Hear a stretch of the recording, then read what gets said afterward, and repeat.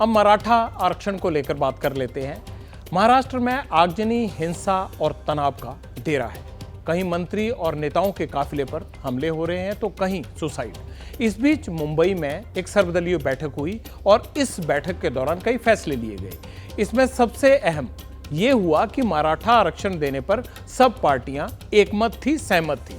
कब मिलेगा यह आरक्षण, इसका फार्मूला तो अभी नहीं दिया गया, लेकिन इन सब डेवलपमेंट्स के बीच लोगों की दिक्कतें कम नहीं हो रही हैं। छात्र से लेकर व्यापारी तक सब परेशान हैं।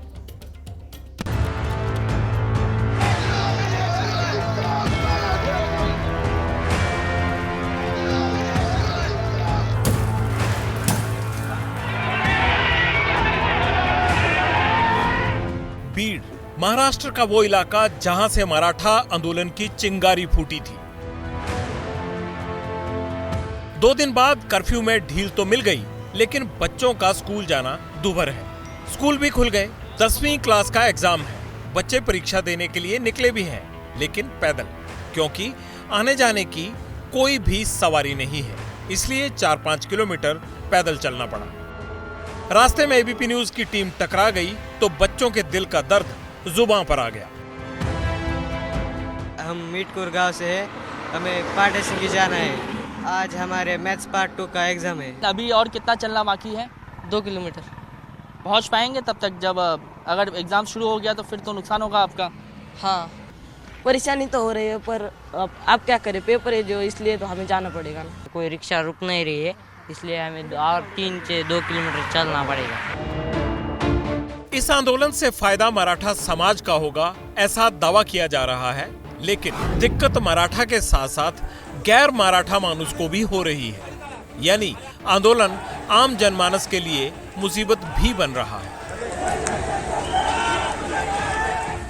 ये तस्वीरें सोलापुर की हैं। मराठा क्रांति मोर्चा ने आरक्षण की मांग को लेकर सोलापुर पुणे हाईवे रोक रखा है। टायर जलाए जा रहे हैं। घंटों सड़क पर इसी तरह प्रदर्शन और नारेबाजी होती रही। परेशानी जनता को है तो भला सरकार चैन से कैसे बैठ सकती है? शिंदे सरकार आंदोलनकारियों को मनाने में जुटी है। पहला पत्ता मराठवाड़ा क्षेत्र में मराठा को कुणबी जाति प्रमाण पत्र देकर फेंका, जिसके तहत 1 नवंबर से मराठा कुणबी सर्टिफिकेट दिया जा रहा है। अब कुणबी समुदाय ओबीसी के आरक्षण का पात्र होगा।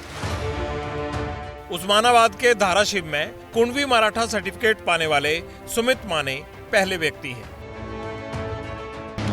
न्यायमूर्ति शिंदे साहब के जो अध्यक्षता में कमेटी थी, उसके तहत हमने लगभग 40 लाख डॉक्यूमेंट्स थे, उसका छाननी की है। और उसमें उसके बाद हमें अराउंड 459 जो कुणबी के जो डॉक्यूमेंट्स है, जिसमें कास्ट का मेंशन है, वो हमें मिले हैं। अब नेक्स्ट एक गवर्नमेंट ने हमें जो डायरेक्शन दी है, उसके बेस पे अभी जिनको इसका बेनिफिट हो सकता है, ऐसे लोगों को आइडेंटिफाई करना है। एक तरफ कुणबी सर्टिफिकेट का दांव तो दूसरी तरफ सर्वदलीय बैठक से सियासी माहौल को भांपने की कोशिश। इस मीटिंग में सभी दल मराठा समुदाय को आरक्षण देने पर एकजुट रहे। कानूनी अड़चनों को दूर कर स्थायी आरक्षण देने की बात भी हुई। मीटिंग में भीड़ हिंसा की निंदा की गई। कानून व्यवस्था बनाए रखने के लिए एक कागज पर सभी पार्टी नेताओं के हस्ताक्षर हुए। इस पेपर पर जनता के नाम शांति की अपील जारी की गई। लेकिन इस बीच मंत्रालय के बाहर कुछ और ही नजारा देखने को मिला। एक तरफ अंदर मीटिंग चल रही थी, जिन पार्टियों के नेता अंदर मीटिंग कर रहे थे, उन्हीं के कई विधायक और कार्यकर्ताओं ने बाहर मंत्रालय के गेट पर ताला जड़ दिया और प्रदर्शन करने लगे। मैं तस्वीरें दिखाता हूं कि आप देखिए कि यहाँ पर ये मंत्रालय का गेट है और यहाँ पर ताला लगा दिया गया है। और इनकी क्या मांगे हैं, मराठा आरक्षण को लेकर के क्या मांगे, हम बातचीत करते हैं।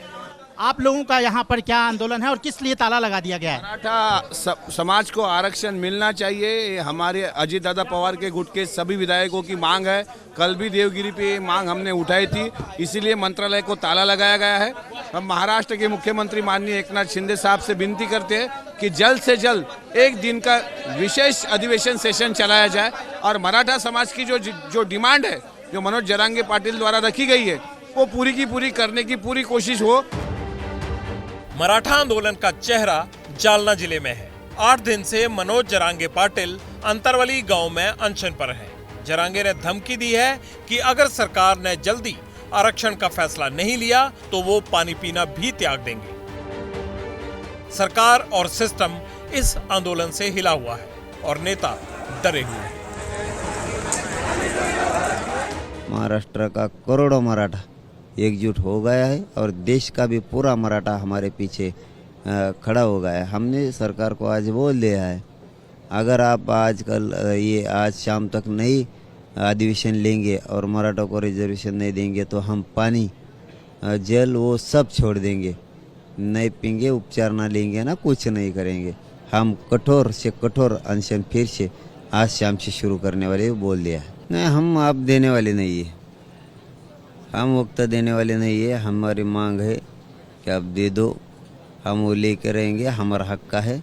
वो कैसे देते नहीं, हम भी मराठी हैं, वो कैसे देते नहीं हम देखते।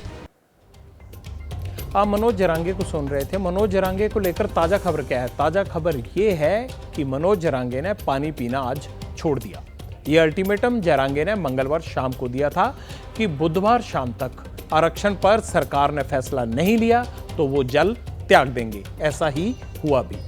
तमाम कोशिशों के बावजूद सरकार पर दबाव बढ़ गया है। कल इसको लेकर महाराष्ट्र में हलचल तेज रहेगी।